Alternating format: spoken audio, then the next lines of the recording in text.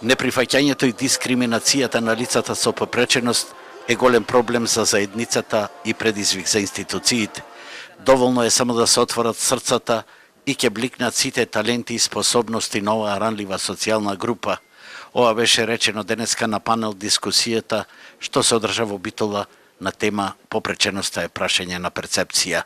Имаме талент за пеење, имаме талент за цртање, секоја личност поседува се она што и ние го поседуваме, меѓутоа проблемот е што нема каде и немаме доволна поддршка да го истакнат својот талент. Но како се соочуваат родителите, особено на лицата со интелектуална попреченост? Во многу тешка ситуација, дискриминација имаме од многу движења низ областа, значи тешко се раздвижаме, али некако оди.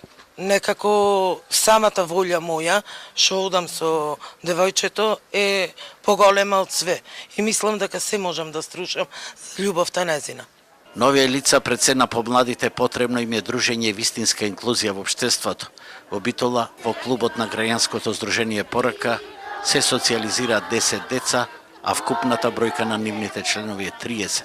Тие на денешното дефиле на широк сокак покажаат дека умеат да пеат, а изложбата на нивните ракотворби го разоткри и нивниот креативен талент.